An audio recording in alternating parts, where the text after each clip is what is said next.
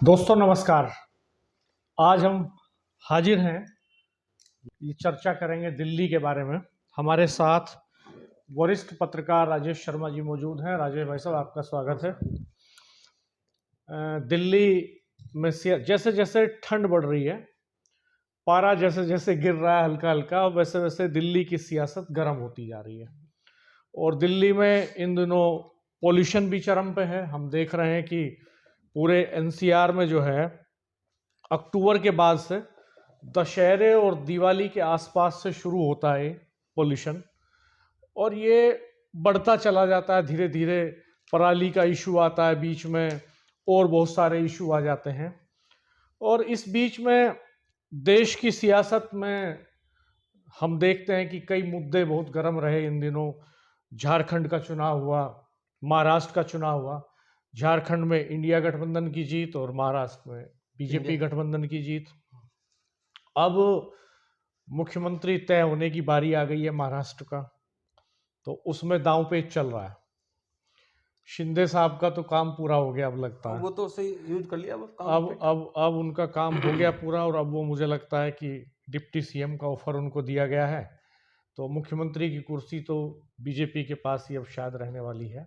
खैर, वो अलग चीजें हैं। और इन सब के बाद ये जो सियासत का जो पूरा चक्रव्यूह है, ये दिल्ली की तरफ बढ़ रहा है। दिल्ली की फिजाओं में गर्मी घोल रहा है। इस बीच में संभल भी आ गया यूपी का। संभल में हमने देखा किस तरह से माहौल गर्म हुआ, और विपक्ष और सत्ता पक्ष के बीच किस तरह से आरोप प्रत्यारोप का पूरा खेल चलता रहा। और अब ये कहानी जा पहुंचेगी दिल्ली। फरवरी में चुनाव होना है दिल्ली में, और 23 फरवरी 2025 को जो है दिल्ली विधानसभा का कार्यकाल खत्म होने जा रहा है। अरविंद केजरीवाल और भारतीय जनता पार्टी के बीच इस बार जबरदस्त जंग देखने को मिलेगी निश्चित तौर पर। और इसकी शुरुआत हो चुकी है दोस्तों। राजेश भाई साहब, केजरीवाल साहब ने तो 11 सीटों पर प्रत्याशी भी उतार दिए सबसे पहले, और उसमें कई एक्सपेरिमेंट कर दिए उन्होंने 11 सीटों पे। इसमें से 8 सीटें वो हैं जो आम आदमी पार्टी ने लूज करी थी पिछले इलेक्शन में। इनमें से 3 लोग तो बीजेपी से आम आदमी पार्टी में आए, उनको टिकट दिया उन्होंने। और 3 कांग्रेस से आए हैं, उनको दिया है 6। और 5 जो और उतारे हैं अपने लोग, उनमें भी कई लोग ऐसे हैं जिनके टिकट कट गए हैं। जो सिटिंग एमएलए हैं उनके, तो उनके टिकट भी काटे हैं उन्होंने। और हम बात करेंगे ताजा डेवलपमेंट को लेके। ये माना जा रहा है कि भारतीय जनता पार्टी इस पूरे यूपी उपचुनाव, महाराष्ट्र, झारखंड और संभल एपिसोड, इसके बाद जो पोलराइजेशन का फॉर्मूला है उनका, जो हार्डकोर हिंदुत्व का फॉर्मूला है, उसी को लेकर शायद दिल्ली में आगे बढ़ेगी, ऐसे कयास लगाए जा रहे हैं। और इसके लिए उन्होंने चेहरा भी चुन लिया है लगभग। ये माना जा रहा है, सियासी हलकों में ऐसी चर्चा है कि दिल्ली के पूर्व मुख्यमंत्री साहब सिंह वर्मा के बेटे प्रवेश वर्मा को अरविंद केजरीवाल के सामने वो चुनाव लड़ा सकते हैं। और प्रवेश वर्मा अपने बयानों के लिए सुर्खियों में रहे। रमेश विधुड़ी जो एमपी रहे भारतीय जनता पार्टी के, और प्रवेश वर्मा भी एमपी रहे। दोनों अपने बयानों को लेके बहुत सुर्खियों में रहे, और खास तौर पे उनके जो बयान हैं उनको कम्युनल बयान के तौर पे देखा गया, समाज को बांटने वाले बयानों के तौर पे देखा गया। तो इसका खामियाजा ये भी भुगतना पड़ा दोनों को कि इस बार 2024 के चुनाव में दोनों बाहर थे। टिकट नहीं मिला किसी को भी, ना विधुड़ी को टिकट मिला और ना वर्मा को टिकट मिला। तो विधुड़ी को तो शामिल कर लिया है जो इलेक्शन की कोर कमेटी बनाई गई है उसमें। प्रवेश वर्मा उसका हिस्सा नहीं है उस कमेटी का। तो ये मैं आश्चर्य भी हुआ था कि प्रवेश वर्मा दिल्ली के पूर्व मुख्यमंत्री साहब सिंह वर्मा के बेटे हैं। साहब सिंह वर्मा कद्दावर नेता रहे वहां पे, तो प्रवेश वर्मा को क्यों आउट कर दिया। लेकिन ये अब धीरे धीरे समझ में आ रहा है कि प्रवेश वर्मा को उस कमेटी में ना लेने के पीछे मूल वजह ये है कि उनको अरविंद केजरीवाल के सामने नई दिल्ली विधानसभा सीट से मैदान में उतारा जा सकता है। मैं आपसे जानना चाहूंगा कि प्रवेश वर्मा के बारे में थोड़ा बताइए। उनके पिता साहब सिंह वर्मा दिल्ली के मुख्यमंत्री रहे, केंद्र सरकार में मंत्री रहे, और बड़ा प्रभाव वो आसपास के प्रदेशों में भी बना रहे थे। जिस वक्त सड़क हादसे में उनकी मृत्यु हुई, उस वक्त भी वो राजस्थान में एक सभा से लौट रहे थे, और वो आसपास के सराउंडिंग की जो जाट बेल्ट है उसमें पेनिट्रेट कर रहे थे। राजस्थान में, हरियाणा में, वेस्टर्न यूपी में, इधर उनका मूवमेंट दिल्ली के मुख्यमंत्री रहते भी बहुत था, केंद्र सरकार में मंत्री रहते भी बहुत था। तो एक बड़े नेता के तौर पे अपने को डेवलप करना चाहते थे वो। अब उनके बाद प्रवेश वर्मा आते हैं, तो प्रवेश वर्मा के बारे में आप थोड़ा बताइए, मैं आपसे जानना चाहूँगा। डॉक्टर साहब, एक तो मैं अभी जो आपने बात की, मैं उस पर थोड़ा सा प्रकाश डालूंगा। चूंकि राजनीति हमेशा संभावनाओं का खेल होती है। अभी जब चुनाव का दौर शुरू हुआ तो इधर जब अरविंद केजरीवाल जी ने 11 विधानसभा सीटों पर प्रत्याशी उतारे, तो उधर बीजेपी ने 23 लोगों की एक कमेटी उतार दी चुनाव प्रबंधन के लिए जी। और ये सही बात है, क्योंकि प्रवेश वर्मा पूर्व मुख्यमंत्री साहिब सिंह वर्मा के बेटे हैं जी। और ये रिकॉर्ड उन्हीं के नाम है। 2019 में पूरे देश में ऐसे सिर्फ 5 लोग थे जो उनसे ज्यादा मतों जीत पाए थे। अच्छा, पूरे देश में सिर्फ 5 ऐसे सांसद थे जो उनसे ज्यादा मतों जीत पाए थे। अब वो दिल्ली में हाईएस्ट मत 5,78,000 वोट से जीते थे। ये किस इलेक्शन की बात है? ये 2019 के लोकसभा चुनाव की बात है। अच्छा। तो अब मैं चूंकि इसलिए कि जब उस कमेटी में 23 लोगों की कमेटी बीजेपी ने चुनाव प्रबंधन घोषित की, तो उसमें रमेश बिधूड़ी का नाम था और प्रवेश वर्मा का नाम नहीं था। तो जब ये लग रहा था कि ये तो कोई वजह नहीं हो सकती कि प्रवेश वर्मा को चुनाव से बाहर कर दिया जाए, लेकिन अब जो पिछले 4-5 दिन से जो एक सुनने को मिला है, जो मैसेज चला है, मैसेज ये है कि जहां तक प्रवेश वर्मा की बात है, आपने मुझसे पूछा, तो चूंकि एक तो पूर्व मुख्यमंत्री के बेटे हैं और साहिब सिंह वर्मा एक शानदार मुख्यमंत्री के रूप में रहे और बीजेपी के, क्योंकि आरएसएस की पृष्ठभूमि से वो आते थे।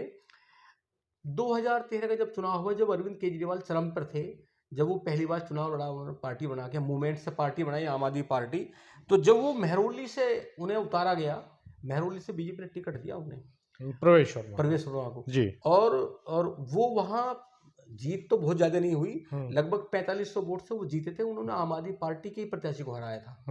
फिर 2014 में जब मेंबर ऑफ पार्लियामेंट का चुनाव हुआ, तो बीजेपी उन्हें जो पश्चिमी दिल्ली लोकसभा क्षेत्र है वहां से उतार देती है, और वहां से चूंकि वो विरासत की राजनीति भी है उनके पास में, फिर वो नया चेहरा भी है, अच्छा बोलते हैं, और बीजेपी की जो ढांचा है उसमें वो बिल्कुल सटीक फिट बैठते हुए। अच्छा, तो कोट अनकोट में है, क्योंकि कुछ लोग उनके जो बोलते हैं उस पे बड़े सवाल भी खड़े होते हैं। बीजेपी के ढांचे में सही बैठते हैं वो सटीक। तो जब 2014 के चुनाव हुआ, तो 2014 के चुनाव में भी वो 2,68,000 वोट से जीते थे, और जब 2019 का मेंबर ऑफ पार्लियामेंट का चुनाव हुआ, तब भी उनकी जीत का अंतर पूरे देश के बस 5 ही सांसद थे जो उनसे हाईएस्ट मतों जीते थे, और लगभग 5,78,482 वोट से जीतकर लोकसभा पहुंचे थे।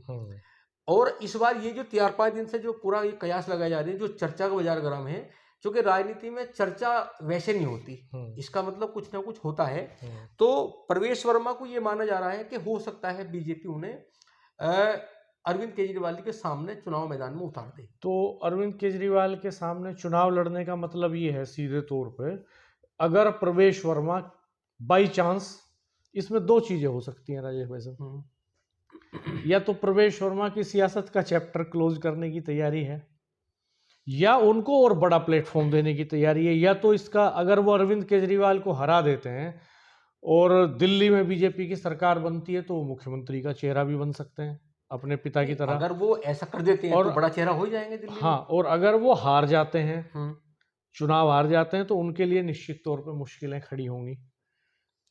डॉक्टर साहब, राजनीति में हमेशा संभावना का खेल होता है जी, और इसमें ये कहना बहुत मुश्किल है। 2013 में जितने मतों से अरविंद केजरीवाल जी जीत कर आए थे जी, 2020 में वो अंतर कम हो गया जी। शीला दीक्षित जहां से मुख्यमंत्री बनती थी, उस नई दिल्ली विधानसभा सीट से, एक दौर था कि वो हाईएस्ट मतों से जीतती थी, एक दौर ऐसे भी आया कि वो अरविंद केजरीवाल से 26,000 वोट से हार जाती हैं। हाँ, मतलब अरविंद केजरीवाल शीला दीक्षित के सामने चुनाव लड़ते हैं। हाँ, और शीला दीक्षित को हरा देते हैं। मैं एक डाटा मेरे पास है, मैं डाटा से, क्योंकि वैसे तो कोई बात हम गलत नहीं कहना चाहेंगे, मैं आपको एक डाटा में जो डाटा से चूंकि बात करना अच्छा होता है, कि उसमें कोई गलत बात नहीं होती। नहीं, आप डायरी में हाँ, देख के बताइए तो बकायदा। आप देखो कि विधानसभा में जब अरविंद केजरीवाल जी को जब वो पहली बार चुनाव लड़े 2013 में, तो उन्हें 46,758 वोट मिले थे। जी। जबकि जो उनके सामने शीला दीक्षित थी, शीला दीक्षित जो हारी थी, देखो मैं बता रहा हूँ आपको जी। हाँ, मैं 2015 में 57,213 वोट मिले थे अरविंद केजरीवाल जी को। जब 2015 का चुनाव होता है जी। हाँ 2015 में वो केजरीवाल जी 21,697 मतों के अंतर से जीतते हैं। जबकि 2000 अगर हम उसकी बात करें, नहीं राणा, मैं गलत बोल रहा हूँ, ये 2015 में 31,583 वोटों के अंतर से जीते थे अरविंद केजरीवाल। जबकि अगर हम 2020 की बात करें तो ये अंतर जीत का घट के 21,000 से 31,000 से 21,000 रह गया। 10,000 वोट घट गए। हाँ, तो जबकि 2015 में ये जो वोट का अंतर था वो बहुत ज़्यादा था। तो राजनीति में ऐसा नहीं होता कि भाई जो लगातार जीत रहे हैं वो तो मतदाता तय करते हैं, पर ये कहीं ना कहीं बीजेपी ने एक नई सियासत को जन्म दिया है। प्रवेश वर्मा चूंकि बड़ा चेहरा भी है, इस बार ने Lok Sabha member of parliament ticket नहीं दिया, रमेश विधुड़ी को टिकट नहीं दिया था, लेकिन वो प्रबंधन कमेटी में आगे हो सकता है। नहीं, विधुड़ी तो दरअसल विवादों में घिर गए थे। दानिश जो अमरोहा के सांसद थे, दानिश अली, बीएसपी के सांसद, तो जिस तरह की आपत्तिजनक टिप्पणियां उनके बारे में विधुड़ी जी ने पार्लियामेंट के भीतर करी, तो उसके बाद ये तय हो गया था कि इस बार बीजेपी इनको टिकट नहीं देगी। अब ये बीजेपी की मुश्किल ये है कि वो उनका जो दांव है वो ध्रुवीकरण का दांव है, और उसको वो दिल्ली में जरूर खेलना चाहेंगे। तो जो हार्डकोर हिंदुत्व वाले चेहरे हैं, विधुड़ी हों चाहे प्रवेश वर्मा हों, वो उन पर दांव लगा सकते हैं दिल्ली में। मुझे लगता है कि विधुड़ी को भी चुनाव लड़ाया जा सकता है। चुनाव नहीं लड़ाया जाएगा तो वो जो है उस कमेटी में तो है जो चुनाव लड़ाएगी, जो चुनाव उनके भाषण भी होंगे और वो जो है मंच भी शेयर करेंगे। तो प्रवेश वर्मा को भी इस तरह से वो इस्तेमाल करेंगे, और वो प्रवेश वर्मा को चेहरा भी बना सकते हैं, क्योंकि हमने देखा दिल्ली भी दंगों के एक दौर से निकल के आई। जब दिल्ली में बहुत सारे मूवमेंट होते हैं तो वहाँ पोलराइजेशन बहुत चरम पे लाने की कोशिश करती है बीजेपी, और बीजेपी का फॉर्मूला यही है कि पोलराइजेशन हो जाए तो उनकी बात बन जाए। तो इसमें कारगर हो सकते हैं उनके लिए प्रवेश वर्मा, इसलिए कारगर हो सकते हैं। देखो, हालांकि अभी तक ये होता है, बीजेपी जिसे चुनाव प्रबंधन में जिसे जिम्मेदारी देती है उसे अमूमन चुनाव लड़ाती नहीं है, पर क्योंकि कुछ भी हो सकता है, कहना मुश्किल है। बिल्कुल। लेकिन ये जरूर है, ये जो बात चली है प्रवेश वर्मा जी को लेके, प्रवेश वर्मा इस समय राजनीति के और भाजपा के परिपक्व, इस समय वो सियासत के खिलाड़ी इस समय है परिपक्व। जब हम कम उम्र की बात करते हैं तो जो उनके हम उम्र के और बहुत सारे लीडर हैं, एक तो वो परिपक्व, एक बार विधायक रहे, 2 बार मेंबर ऑफ पार्लियामेंट रहे, और ऐतिहासिक लोगों ने प्यार दिया। 5,78,000 वोट से जीतना कोई मजाक बात नहीं है। दूसरा क्या है कि ये जो दिल्ली की जो जाट बेल्ट है, कहीं ना कहीं प्रवेश वर्मा का अगर नाम आता है तो वो जो जाट बेल्ट है, जो अभी तक दिल्ली के अंदर लोकसभा में कहा जाते हैं अलग बात है, लेकिन दिल्ली विधानसभा में वहां जब हम देखते हैं तो ज्यादातर वहां आम आदमी पार्टी के प्रत्याशी जीत कर आते हैं।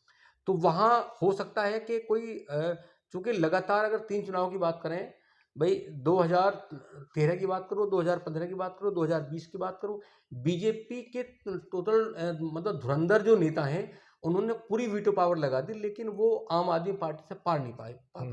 मोदी जी वहीं बैठते हैं दिल्ली में, उनके हाथ में चुनाव हुआ 2020 में, सिर्फ 8 सीट मिली बीजेपी को, 70 में से 62 सीट लेने में कामयाब हो गए थे अरविंद केजरीवाल। हाँ, ये दिल्ली की देखिए, दिल्ली का जबरदस्त दिलचस्प किस्सा है दिल्ली की सियासत का, कि वहाँ लोकसभा में बीजेपी जीतती है और विधानसभा में अरविंद केजरीवाल जीतते हैं। तो ऐसे दिलचस्प किस्से हरियाणा से निकलते थे पहले, कि वो जबरदस्त मैंडेट के साथ एक पार्टी की सरकार बनाते थे और फिर अगली बार दूसरी पार्टी की सरकार बनाते थे। कुछ दर्शक भी हमारे साथ यहाँ पे जुड़े हैं, लाइव कमेंट भी कर रहे हैं, और यहाँ पर प्रदीप कुमार जुड़े हैं, कह रहे हैं हम दिल्ली के जाट हैं, प्रवेश की जमानत जब्त होगी। प्रदीप कुमार ने ये लिखा है। तो दर्शकों की प्रतिक्रियाएं बहुत महत्वपूर्ण होती हैं, और ये चूंकि दिल्ली के रहने वाले हैं तो इनका कहना है कि प्रवेश की जमानत जब्त हो जाएगी अगर दिल्ली में चुनाव लड़ाती है बीजेपी। खैर हम और कमेंट्स का भी वो तो मैं इंतजार इसलिए कह रहा हूँ करेंगे। ना, मैं इसीलिए कह रहा हूँ नहीं, कि जो जाट बेल्ट है ना, वहाँ नहीं, आम आदमी आपकी पार्टी का भी वर्चस्व है। आपकी राय अपनी जगह है, बिल्कुल दर्शकों की राय अपनी जगह है। बिल्कुल बिल्कुल तो वो कमेंट हमने इसलिए लिया है कि उनकी राय है, वो उनकी बिल्कुल बिल्कुल प्रतिक्रिया है। मैं ये नहीं कह रहा हूँ ये मेरी राय नहीं है। बिल्कुल बिल्कुल तो आपकी अपनी निजी राय है, मैं आपसे तो एनालिसिस आपके पास जो बिल्कुल फैक्ट्स हैं उनके बेसिस पे चाहता बिल्कुल हूँ। बिल्कुल। तो आप वो ये तो भविष्य के गर्भ में है कि नतीजा क्या होगा। हाँ प्रवेश की जमानत जब्त हो जाएगी, प्रवेश की पॉलिटिक्स खत्म हो जाएगी, या वो केजरीवाल को हरा देंगे, ऐसा करिश्मा कर देंगे। ये सवाल तो हमने उठाया ही है कि अगर वो केजरीवाल को हरा देते हैं और by chance Bharatiya Janata party की सरकार बन जाती है दिल्ली में, तो वो मुख्यमंत्री का चेहरा हो सकते हैं निश्चित तौर पे। उनको लाने का मकसद यही है। और अगर वो हार जाते हैं तो उनके पॉलिटिकल करियर के लिए ये एक बहुत खतरनाक बात भी हो सकती है कि भाई वो पिछले लोकसभा में तो टिकट नहीं मिला उन्हें, और इस बार उनको टिकट दे रहे हैं अरविंद केजरीवाल, जो फेस है आम आदमी पार्टी का। तो आसान तो है नहीं उनको हराना। भाई केजरीवाल साहब की जो स्कीम्स हैं, चाहे सस्ती बिजली, सस्ता पानी, सस्ती शिक्षा, सस्ती दवाई, ये जो फॉर्मूला है तो इंडियन पॉलिटिक्स का टेस्टेड फॉर्मूला है। इस पे तो लगातार इमरजेंसी के दौर से पॉलिटिक्स होती आई है। और यही ताकत है जो आप अभी कह रहे थे कि भाई केजरीवाल साहब विधानसभा में नहीं हारते और दिल्ली की जनता लोकसभा में बीजेपी को जिता देती है और स्टेट में केजरीवाल साहब को जिता देती है। तो दरअसल ये जो इश्यूज स्टेट के हैं उनमें केजरीवाल साहब के जो फॉर्मूले हैं उनकी काट नहीं मिल पा रही बीजेपी नहीं को। मिल पा रही। जिन चीज़ों को प्रधानमंत्री जी रेवड़ी बताते हैं उनको वहाँ उन्होंने इम्प्लीमेंट किया बिल्कुल कि भाई एजुकेशन को बेटर किया, उसका स्टैंडर्ड अपलिफ्ट करने की कोशिश करी।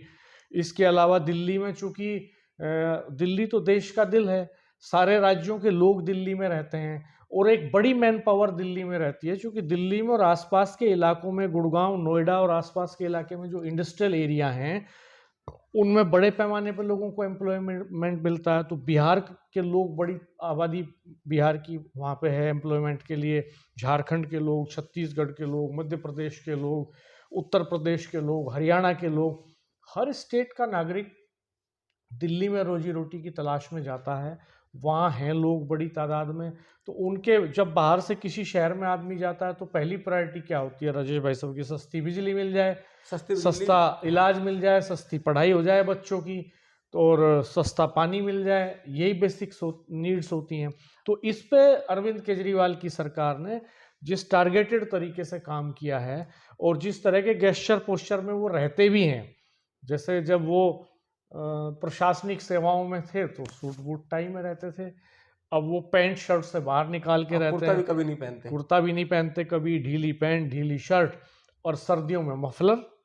नहीं और डॉक्टर एक साहब, खांसने वाले और मफलर वाले नेता के तौर पर उनकी पहचान नहीं रही। डॉक्टर साहब ये बताओ, ये अभी आपने दिल्ली हरियाणा का आपने उदाहरण दिया। मतलब हम लोग लगातार देख रहे हैं कि ताकतवर, देश के ताकतवर दो बड़े नेता दिल्ली में रहते हैं और वो मिथक नहीं तोड़ पाए। 2013 में नहीं नहीं, तोड़ पाए, मिथक 15 नहीं, में नहीं तोड़ पाए, 20 में नहीं तोड़ पाए। मिथक नहीं, सत्य, हम्म तथ्य और सत्य है ये तो कि अरविंद केजरीवाल 3 बार वो अरविंद केजरीवाल लगातार मुख्यमंत्री हैं वहां पे 8 साल से लगभग। तो ये तो तथ्य है, ये मिथक कहाँ है, ये तो सत्य है। नहीं ये और वाला इस सत्य को कि इस सत्य से पार नहीं पा रही है बीजेपी वहां पे कि वो पार्लियामेंट में तो जीतती है, और अभी 24 का पार्लियामेंट भी हुआ कुछ दिन पहले, और उसमें वो बम्पर तरीके से जीत के आए, और विधानसभा में वो क्या होगा ये भविष्य बताएगा। पिछले रिकॉर्ड तो अच्छे नहीं रहे। मैं परसों दिल्ली था कनॉट प्लेस में जी तो मैंने वहाँ कुछ साथी बैठे हुए थे पार्क में, उनसे बातचीत की। जी तो मैंने उनसे सवाल किया जी कि भाई ये क्या वजह है, जब मेंबर ऑफ पार्लियामेंट का चुनाव होता है जी तो आप यहाँ बीजेपी को जिताते हो, जी कांग्रेस सेकंड लाइन में अलग, थर्ड लाइन में रखते हो आप, और जब विधानसभा के चुनाव आते हैं जी तो फिर आम आदमी पार्टी को। तो लोगों ने यही तो जवाब दी जो आपने मुझसे बताया। उन्होंने कहा कि भाई जब मेंबर ऑफ पार्लियामेंट का चुनाव होता है तब हम देश को देखते हैं, और जब विधानसभा का चुनाव होता है तो फिर अपनी समस्याओं को देखते हैं। लेकिन सवाल ये है कि समस्याओं के समाधान की बात तो बीजेपी भी करती है ना, कांग्रेस भी करती है। अच्छा, दिलचस्प बात ये होगी दिल्ली में राजेश भाई साहब कि वहाँ आम आदमी पार्टी का और कांग्रेस का गठबंधन रहेगा कि नहीं रहेगा, ये बहुत देखने वाली बात होगी, क्योंकि हरियाणा में तो रहा नहीं। हाँ, और इसका नुकसान भी उठाना पड़ा उन्हें, और उनको नुकसान उठाना पड़ा इंडिया गठबंधन को इसका।